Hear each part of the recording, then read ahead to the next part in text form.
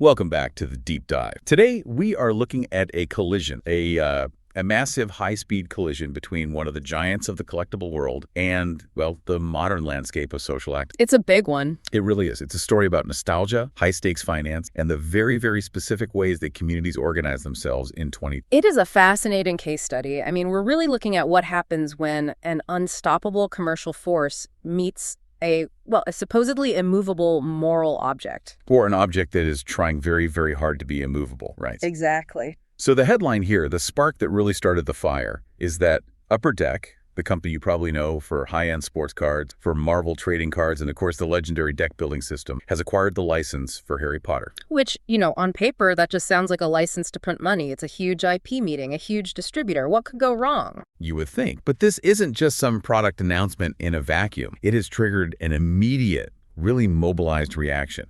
We're seeing this wave of criticism and calls for boycott springing up on platforms like Blue Sky and the Industry Hub board. And that reaction is really the heart of what we're unpacking today. This isn't just about trading cards. We're looking at a cultural battleground. We're looking at the mechanics of modern boycotts and, I guess, corporate crisis management, or maybe the lack thereof. Exactly. So our mission for this deep dive is to walk you through what Upper Deck is actually planning to release, because the specifics, the collector terminology, the actual product, it all matters to the controversy. It really does. And then we're going to dissect the anatomy of this proposed boycott. How is it organized? What's the end goal? What are the specific tactics being deployed? And to really get the stakes, we have to look back a little bit. We need to examine the precedents. What happened with companies like Czech Games Edition and, of course, the massive release of the video game Hogwarts Legacy. Context is everything. And for our source material, we're drawing primarily on a report and some commentary from an industry observer and author, John Dell'Aro. He's provided a really detailed timeline of these events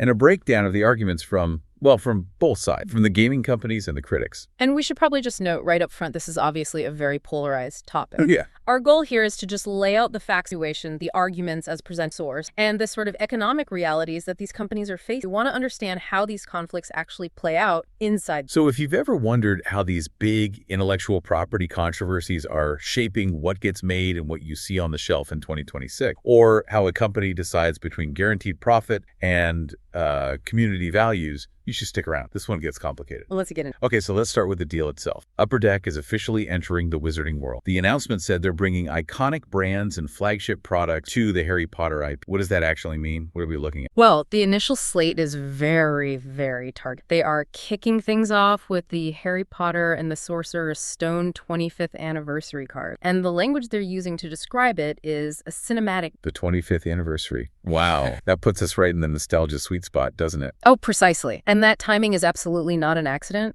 I mean, if you think about the demographics, the kids who grew up with that first movie are now adults. Right, they're in their 30s, early 40s. Exactly. They have careers, they have disposable income, and they are actively looking to recapture of their child. They are the absolute prime target for high-end. In Upper Deck, they know this. They are throwing their entire glossary of collector terms at this release. I was looking at the notes. Yeah. We're seeing stuff like UD debuts, UD exclusives, high gloss, and outburst parallels. Yeah. It sounds really intense for a card set. It is intense. And for anyone listening who might not be deep in the trading card hobby, we should probably break down what some of that means. Yeah, good idea. So when they say parallels, they're talking about the exact same card, same image, same text, but it's printed with a different finish. Maybe it's holographic. Maybe it has a different color border. It sounds minor, but in the collector world, a standard card might be worth, 10 cents. Right. But the high gloss parallel of that exact same card could be worth $50 or more. So it's engineered scarcity. It's the definition of engineered scarcity.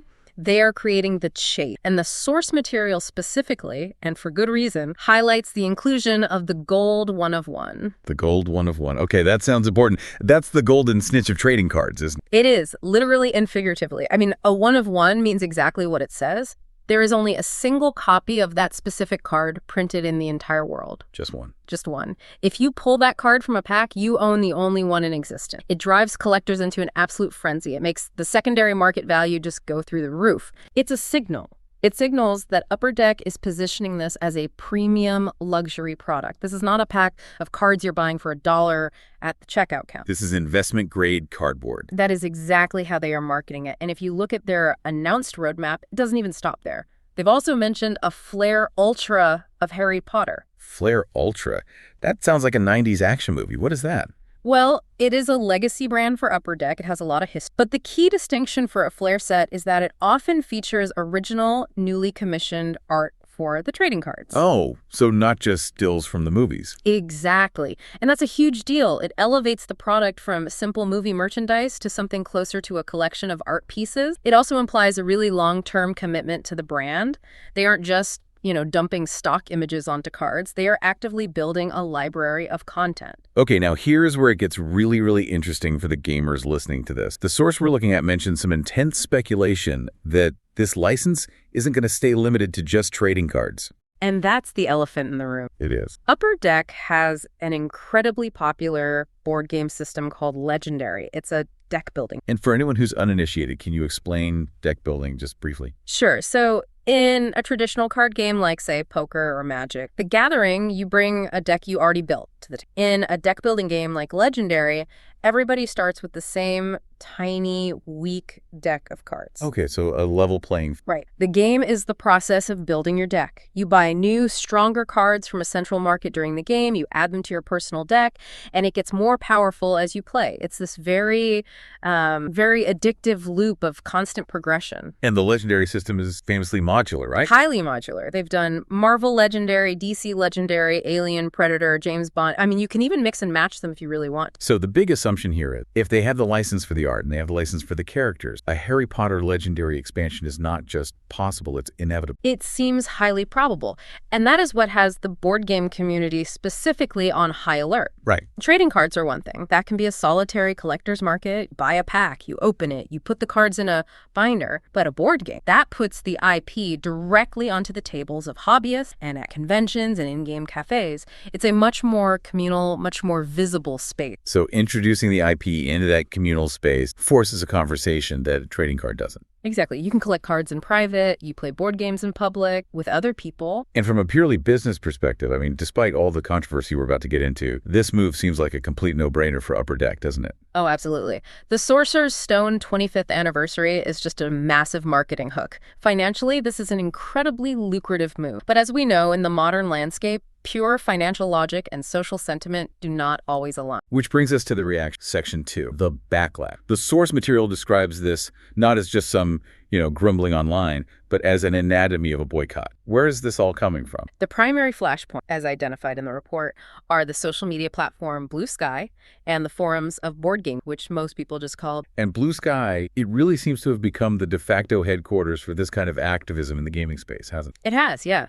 The source we're using characterizes Blue Sky as the place where the cancel mob act. Now, if we strip away the editorializing in that phrase, what we're really seeing is a concentration of users who are very socially conscious and also highly organized. So the network is already there. The network is already in place. A lot of these users moved to Blue Sky specifically to build a community with shared value. So when news like this drops, the mobilization is almost. Now, the report, it highlights a specific figure who's kind of at the center, a person named Marceline Lyman. Who is she? And what is her core argument? Marceline Lyman is identified as a board game designer, and her position, as quoted in the source, it really acts as a kind of thesis statement for the entire The core argument is that the Harry Potter universe, specifically because of the views of its creator regarding gender and trans rights, no longer brings joy. No longer brings joy. It's a very specific phrase. It's not an economic argument, is it? It's an emotional one. It suggests that the product itself is, I guess, tainted by association. Precisely. And the argument goes much further. It's not just that they personally don't want to buy it,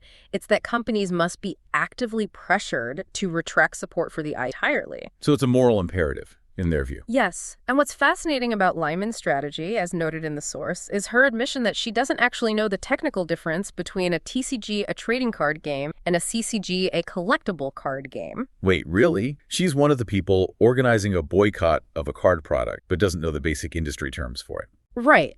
But her point, and you have to admit, strategically savvy one, is that the technical distinction does. The quote is effectively, I don't know the difference, but we need to get ahead of it. The entire strategy is preempt. The fear is that if the trading cards succeed, the Legendary board game is definitely coming next. They want to kill the momentum before it ever reaches the board gaming. So it's a firewall strategy. Yeah. You have to stop the cards to save the board game. That's it, exactly. If they can make the trading cards a PR nightmare for Upper Deck, maybe, just maybe, the company cancels any future board. And the tactics are escalating to match that goal. They are. The call to action is not just, hey, don't buy Harry Potter card. The stated goal, as described by the activists in the source, is to make the IP toxic to the Upper Deck brand. How do you make an IP toxic to a company the size of Upper Deck? I mean, they're huge. You go after the whole portfolio. This is the total war concept of a boycott, that activists are urging a complete and total boycott of all Upper Deck products. All of them. All of them. They're saying, don't buy DC Legendary, don't buy the Marvel 2E core box, don't buy their sports cards. Punish the company generally for touching this specific third rail. That is a significant tactical shift. Usually, the advice is vote with your wallet on the specific product you dislike. This is, well, it's collective punishment for the company. It is. The idea is to make the cost of holding the Harry Potter license higher than the profit that it generates. They know Upper Deck makes a fortune on Marvel. Of course. So if they can credibly threaten that Marvel revenue stream, they hope to force Upper Deck's hand on Harry Potter. It's a high-stakes gamble. And to understand if a gamble like this could actually work, we have to look at the path. The source brings up a really distinct parallel here. The Codenames incident. Yes, this is the crucial case study in contrast. To understand what's happening with Upper Deck right now, you really have to look at what happened with Czech Games Edition, or CGE. So set the scene for us. What happened with CGE? CGE is a beloved hobbyist company. I mean, they publish Codenames, which is arguably the biggest, most successful party game of the last decade. Everyone's played it. Everyone's played it. And they had released a version of Codenames themed around Harry Potter. It did well. Then, a few years later, I believe the source places it around 2024, 2025, they decided to release a second version, another code, Harry Potter. And the reaction was? Almost identical to what we're seeing now with Upper Deck. A huge backlash erupted on Blue Sky and on the Board Game Geek forum. People were furious that CGE was continuing to invest in the franchise after the creators' views had become more widely publicized and much more controversial. But the outcome was very, very different from what we're seeing with Upper Deck, at least so far. A radical difference. Upper Deck is silent. CGE. Right. CGE issued a public apology. A full apology. A full apology. And the source quotes it directly, and the wording is very revealing. CGE stated, and I'm quoting here, "In our excitement for creating a game, we failed to see how that universe no longer brings joy to others." There's that exact phrase again, no longer brings joy. It seems to be the standard metric for this. It is the central emotional argument. CGE went on to apologize for not taking preemptive actions to mitigate the pain. And then they put their money where their mouth. How so? They announced that all profits from the game would be donated to transgender charities. Wow. So they still released the product, but they effectively disowned the profit from it to appease the critics. Correct. It was essentially a public penance. They kept the product on the shelves, most likely because contracts were already signed and the games were already printed, but they completely negated the financial benefit to their own company. Now, our source, John Del Aros, he has a very strong opinion on this particular outcome. He's extremely critical of it. He characterizes it as a huge mistake. He argues that CGE capitulated to the mob despite the fact that the product was, by all accounts, likely to be very profitable. So his view is that they set a bad precedent. His view is that the company bowed to pressure from a vocal minority. And in doing so, they set a precedent that activists can dictate business decisions for the entire. And he contrasts this with the hope, his hope specific, that Upper Deck is going to take a completely different route. Right. The argument is that Upper Deck is a different beast entirely. CGE is a successful, respected hobby company, but they really do live and die by the goodwill of the board game enthusiast community. That's their core audience. But Upper Deck is broader. Much broader. They are a massive entity with tentacles in professional sports, entertainment, high-end collectibles. They have huge licensing deals with MLB, the NHL, Marvel. The theory is that they might simply be too big to care about. This feeds directly into the broader cultural battlefield the report spends a lot of time discussing. The source, it paints a pretty intense picture of the board game industry. It describes a struggle for control. It does. The narrative that's presented in the source is that major hubs like Board Game Geek and big conventions like the Dice Tower have come under what he terms activism. Activist control. That is very strong language. All right. What's the evidence he presents for that? Well, the claim is that the moderation on these platforms is fundamentally one-sided. The source argues that dissenting voices, so people who support the IP or even people who just oppose the idea of boycotts in general, are frequently banned from the forums for hate speech or for trolling, while the calls for boycotts are allowed to amplify unchecked. And the source specifically mentions Tom Vassell, the head of the Dice Tower,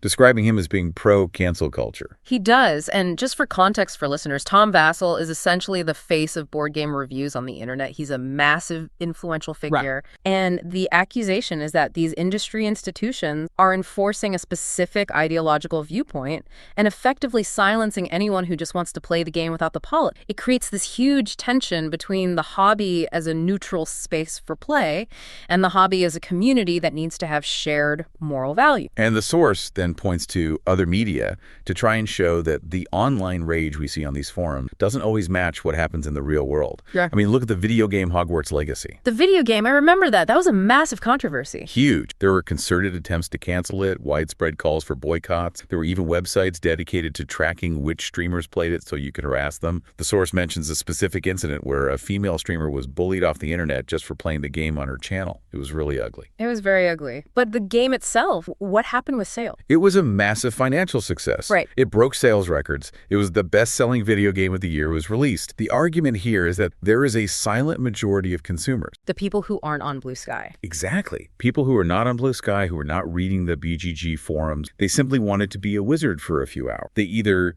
didn't care about the politics, or they didn't connect the art to the artist's personal view. And they bought the game in droves, completely bypassing that whole online discourse. There was also a mention in the source of a recent audiobook controversy. Yes, a new full-cast audio production books. And it faced a similar backlash. The source highlights a statement from one of the actors, Michelle Gomez. She issued this statement trying to sort of balance her role in the project with her support for the trans. She said something like, "I hear you. I understand why this is painful." It sounds like a very difficult tightrope to walk. It's an incredibly precarious position for any talent involved projects now, and the source contrasts her more diplomatic approach with another incident involving a voice actor from the game Baldur's Gate. Okay. The report alleges that this actor tried to rally a mob to dox the other participants of the Harry Potter audio. Doxing publishing their private information online. That's a serious escalation. It's a huge escalation. But in this case, the source claims the actor was then subsequently run off the internet, specifically Twitter, in response to his act. The backlash to the backlash was overwhelming. So we had this constant back and forth dynamic. Activists pressure creators. Sometimes the creators apologize, sometimes they fight back, and sometimes the so-called anti-cancel crowd pushes back even harder against the activist. It's a cycle. It is a constant cycle of action and reaction. And central to the source's entire argument is this silent majority. He contends that the outrage is largely manufactured by a vocal minority. He calls them blue sky weirdo, and that the general public just wants to enjoy the fantasy content. And the sales data seems to support that in some. He believes the disconnect between the noise on social media and the actual sales data is growing wider and wider every year. Which brings us all the way back to Upper Deck. So how are they handling this situation? We saw CGE apologize. We saw audio actors trying to walk that middle path. What is Upper Deck's official response? Silence. Complete radio silence. Complete and total radio. As of now, Upper Deck has issued no statement regarding the backlash. They haven't addressed the forum posts. They haven't replied to any of the Blue Sky thread. They are simply proceeding with the cinematic journey. They're just moving forward. They are marketing the high-end inserts. They are doing business as usual. You know, that silence is a statement in itself. It is the loudest possible statement they could make. It suggests that their internal risk assessment has determined that the critics on Board Game Geek are not their primary customer product. I suppose when you're selling a gold one-of-one card, you aren't looking for 10,000 people to buy a $20 game. You're looking for one person to spend $10,000 on a single case of cards. Mm. Exactly. The economics are a completely different world from a mass market board. The source suggests Upper Deck is banking on the whale, the high-spending collectors who are often insulated from or just completely indifferent to social media boycott. They're investors more than fans. In many cases, yes. They're investors as much as they are fans. They care about the rarity, the UD exclusive stamp, the potential resale value. They likely aren't checking Blue Sky to see if it's morally acceptable to buy the card. They're checking eBay to see what the comps are selling for. But the critics are smart. I mean, that's why they're targeting the Marvel and DC products as well. They know that while they might not be the target audience for Harry Potter cards, they definitely buy the Marvel deck building expansion. And that is the gamble. That's the whole ball game right there. Can the board game community inflict enough financial pain on the other product lines to make Upper Deck rethink the Harry Potter? Or is the company simply too big? Or is Upper Deck so diversified that they can shrug off a dip in Marvel Legendary sales to capture what they see as the absolutely massive, untapped Harry Potter collector market? It's a high-stakes game of chicken. It really is. The critics, as we've said, are terrified that if they don't stop the trading cards, the legendary board game is definitely next on the roadmap. And if a Harry Potter legendary game hits the shelves and sells well, it validates the whole strategy. it effectively signals that the boycott failed. It validates the IP within the hobby space for years to come. And that's the preemptive strike aspect we talked about. Yeah. They aren't fighting the war they're in right now.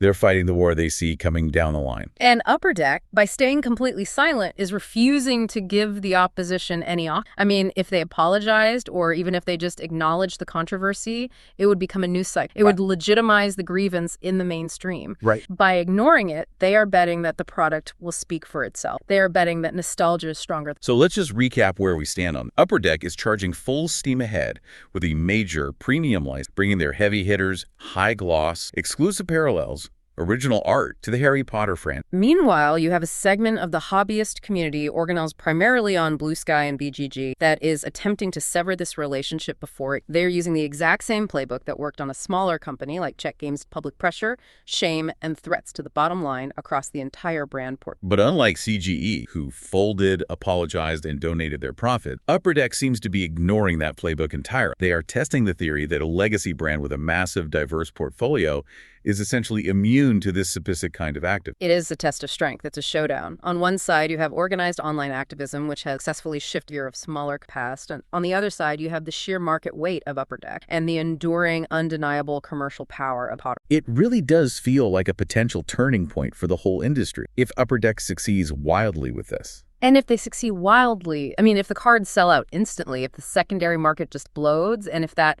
hypothetical board game becomes a bestseller, it sends a very clear signal to the industry. What signal is that? It might suggest that the era of the apology letter is ending, at least for the big players. It might embolden other large companies to just ignore the social media backlash on their own controversial project. But what if the opposite happens? What if the boycott gains real traction? If Marvel Legendary sales actually tank? If retailers get nervous about stocking Upper Deck products because of all the noise? Then it proves the community still holds the key. It proves that even the giants have to listen to the cultural values of the people who are actually playing their game. It would reinforce the idea that an IP can, in fact, become radioactive. So here is the question that I want to leave you with today. We've seen this cycle repeat itself with video games, with audiobooks, and now it's happening with trading cards and board games. If a company as large as Upper Deck completely ignores the noise and succeeds anyway, does that signal the end of the efficacy of this type of activism in the gaming space? Or, conversely, will the continued toxicity, as the critics call it,